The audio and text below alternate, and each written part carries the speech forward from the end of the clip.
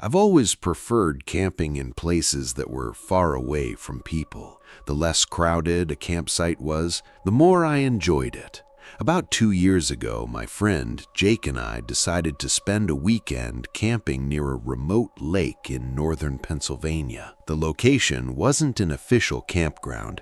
It was a spot Jake had found through an online hiking forum. According to the posts, hardly anyone visited the area because reaching it required a 3-mile hike through dense forest. That sounded perfect to us. We arrived just after noon on Friday. The weather was clear and the lake looked almost untouched. The water reflected the surrounding pine trees like a mirror. There was no cell service, no park rangers, no nearby roads, just miles of forest. At the time, that seemed exactly what we wanted. We spent the first few hours setting up camp on a small clearing overlooking the water. Jake handled the tent while I gathered firewood. The silence was almost unsettling. Occasionally, we'd hear birds or branches moving in the wind, but otherwise, the forest felt completely still. As evening approached, we cooked hot dogs over a campfire and watched the sun disappear behind the trees. That was when Jake pointed across the lake. "Do you see that?" I followed his finger. On the opposite shore, nearly half a mile away, a small orange light flickered through the trees. Another campfire. At first, neither of us thought much of it. The area was remote, but it wasn't impossible for someone else to have found it. Still, it surprised us. We hadn't seen a single vehicle or person all day. Night came quickly. The temperature dropped into the low 50s. The distant fire remained visible across the lake. What struck me as strange was that we never saw anyone moving around it. No silhouettes, no flashlights, nothing. Just a steady fire burning alone. Around midnight, I woke up needing to use the bathroom. I stepped outside the tent and immediately looked across the lake. The fire was still burning, exactly where it had been hours earlier. The woods around me were silent, too silent. Then I noticed something odd. The fire seemed larger, much larger, almost as if someone had added a huge amount of wood. I stood there watching it for a minute before returning to the tent. I told myself it was nothing. The next morning, Jake and I hiked around the lake. The trail eventually brought us close enough to the opposite shoreline that we could investigate the other campsite. At least, that was the plan. When we reached the area where the fire should have been, we stopped. There was nothing there. No tent, fire pit, chairs, trash, footprints, nothing. The ground looked untouched. Jake frowned. Maybe we got the location wrong, but we both knew we hadn't. The fire had been impossible to miss. We spent another 20 minutes searching. Still nothing. Eventually, we gave up and headed back. The whole thing felt strange, but not enough to ruin the trip. Not yet.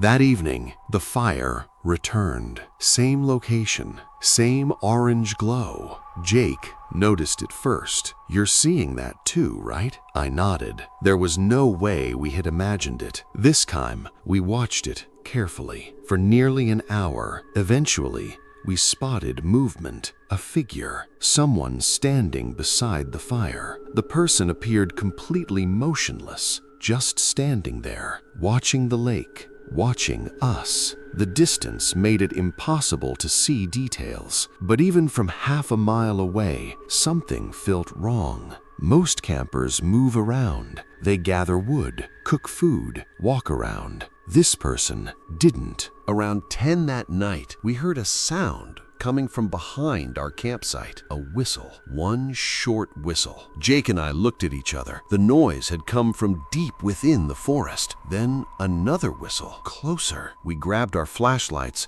and shined them toward the trees. Nothing. The woods were empty. A few minutes later, the whistle came again, even closer. Neither of us felt comfortable anymore. We decided to stay near the fire and keep our lights nearby. The distant fire across the lake continued burning. By midnight, the whistles had stopped. We finally climbed into the tent. I don't know how long I slept. Maybe an hour, maybe 2. Then I heard footsteps, crunch, crunch, crunch, outside the tent. My eyes opened instantly. Someone was walking around our campsite. I could hear leaves moving under their feet. Slowly, carefully, I nudged Jake awake. The footsteps continued. Neither of us spoke. We just listened. The person completed what sounded like a full circle around our tent. Then the footsteps stopped. Jake quietly unzipped the tent and aimed his flashlight outside. Nothing. The campsite appeared empty, but something had changed. Our cooler had been moved. It now sat nearly 20 feet away from where we'd left it. Neither of us had touched it. Someone definitely had. That realization sent a chill through me. This wasn't an animal. This was a person. A person who had been close enough to touch our belongings while we slept. We stayed awake for the rest of the night. Shortly before sunrise, Jake suddenly grabbed my arm. Look! Across the lake, the figure was standing there again. But this time, the campfire was gone. The person was simply standing on the shoreline, facing directly toward us. Motionless, the sky slowly brightened, and then the figure stepped backward into the trees, gone. We decided to leave early. Neither of us felt safe staying another night. As we packed our gear, I noticed something sticking out beneath a nearby log, a piece of folded paper. I opened it. My stomach dropped. Written in black marker were 4 words. I saw you first. No signature, no explanation, nothing else. Jake looked just as disturbed as I felt. Neither of us spoke for several seconds. We packed everything in record time. The hike back felt completely different from the hike in. Every sound made us turn around. Every movement in the trees caught our attention. About halfway back to the parking area, Jake suddenly stopped.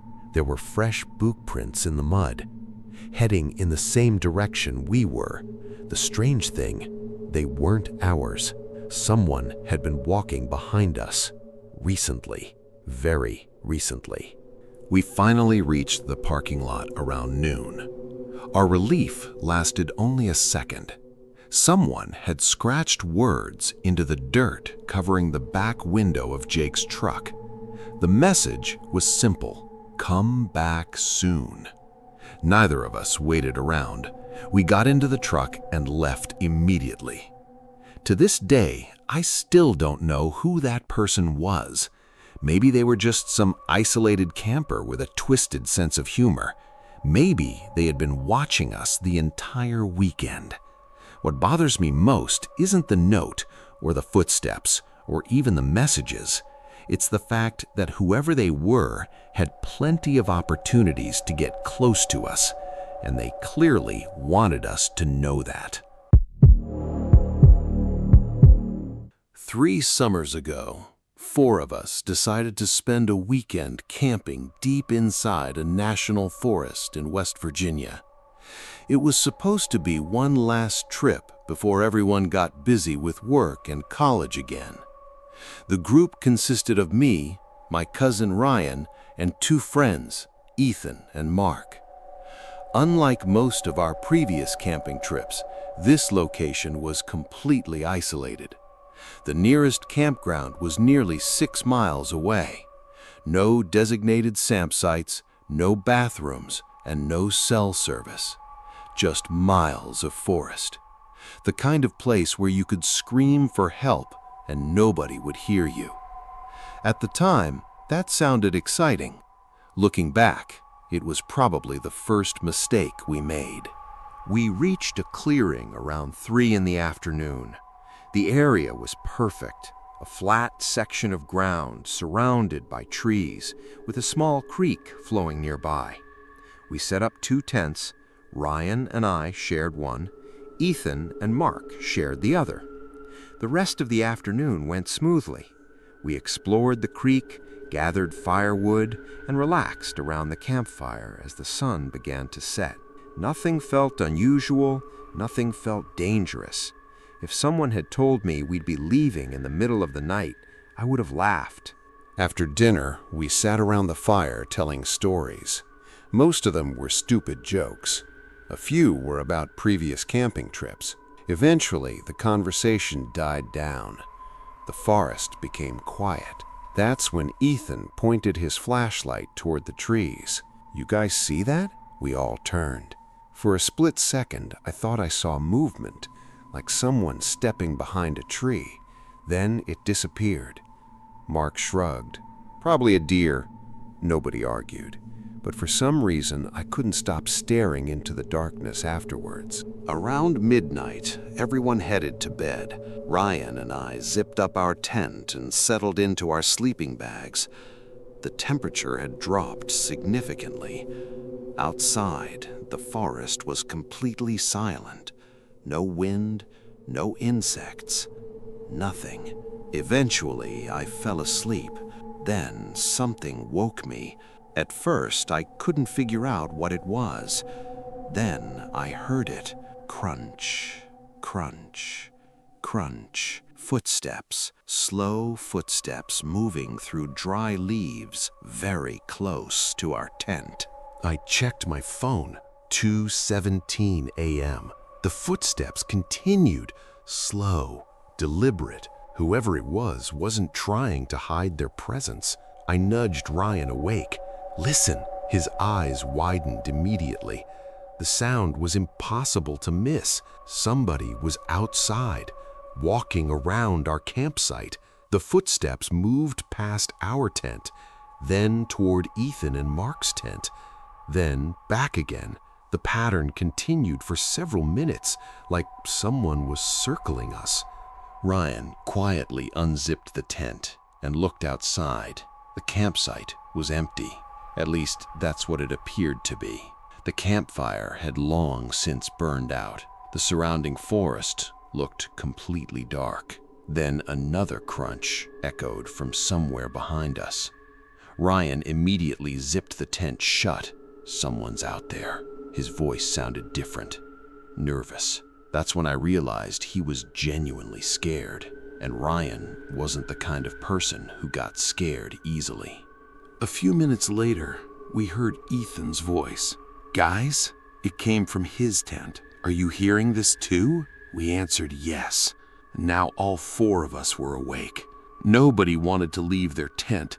Nobody wanted to investigate. The footsteps continued, sometimes close, sometimes farther away. Then suddenly, they stopped. The silence felt worse. For nearly 20 minutes, nothing happened. Then a loud metallic clang shattered the silence. Everyone jumped. The sound had come from the fire pit, like someone had kicked one of our cooking pots. Mark immediately shouted, "Who's there?" No response, just silence. Ryan grabbed his flashlight. I grabbed a pocket knife. Neither of us felt brave. We were just tired of waiting. The four of us eventually met near the fire pit. Flashlights scanned every direction. At first, we saw nothing. Then Ethan froze. About 50 yards away, between two trees, stood a man. At least, I think it was a man. The figure wore dark clothing and appeared to be watching us. The moment our flashlights landed on him, he turned and disappeared into the forest. Nobody chased him. Nobody wanted to. The sighting changed everything. This wasn't an animal. This wasn't our imagination. There was definitely somebody out there. We agreed to stay together for the rest of the night. Nobody returned to their tents. Instead, we sat around the fire pit with flashlights and pocket knives. Every snapping twig made us tense. Every movement in the trees caught our attention. Hours passed. The figure never returned, at least not where we could see him. As sunrise approached, we finally started packing. Nobody wanted to stay another night. While dismantling the tents, Ethan called us over. Written across the side of his tent was a message. The letters appeared to have been scratched into the fabric with a sharp object. It simply read, "You sleep heavy." For several seconds, nobody said anything. The message hadn't been there before, which meant someone had approached our tents while we were inside. We packed everything and left immediately. The hike back was quiet. Nobody joked, nobody talked much. We were all thinking the same thing. The man had been close enough to touch our tents, close enough to watch us sleep, and close enough to leave a message. A few weeks later, Ryan did some research online. He found multiple reports from hikers describing a strange man who wandered isolated sections of that forest. Most of the reports mentioned the same thing. He never attacked anyone. He never stole anything. He simply watched people. At night, from the trees. To this day, I don't know if the man we saw was the same person, but whenever I think about that trip, one detail still bothers me. We only saw him once, which means there were probably dozens of other times he was standing nearby, and we never noticed. About 4 years ago, I went on what was supposed to be a simple weekend camping trip with my older brother, Chris. We'd been camping together since we were kids, and neither of us considered ourselves inexperienced. We knew how to start fires, navigate trails, and survive a couple of nights in the wilderness without any problems. The destination was a heavily wooded section of forest in eastern Tennessee. The area wasn't completely unknown, but it wasn't a popular camping destination either. That's exactly why we chose it. We wanted peace and quiet.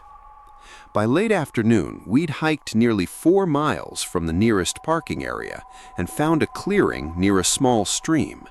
The location seemed perfect, far away from roads, far away from people. At least, that's what we thought. The first few hours were uneventful. We set up camp, collected firewood, and cooked dinner over a small campfire. As darkness settled over the forest, the atmosphere changed. The woods became noticeably quieter.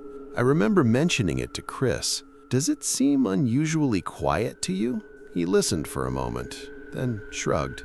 "It's probably nothing." At first I agreed, but as the night continued, the silence became harder to ignore. No insects, no birds, no distant animal sounds, nothing. Just complete silence. Around 10 p.m., we heard something moving in the distance. At first, it sounded like an animal, branches snapping, leaves crunching. The noise came from somewhere deeper in the forest. Neither of us paid much attention. Animals were common in the area. But then the sounds continued and continued. For nearly 20 minutes, whatever was making the noise wasn't passing through. It seemed to be staying nearby. Eventually, Chris grabbed his flashlight and walked a short distance from camp. I followed. We scanned the tree line. Nothing. The forest appeared empty. Then Chris suddenly stopped. "Do you smell that?" I did. Smoke. Not our campfire. A different smell, like wood burning somewhere nearby. The problem was that we hadn't seen another campsite all day. Not one.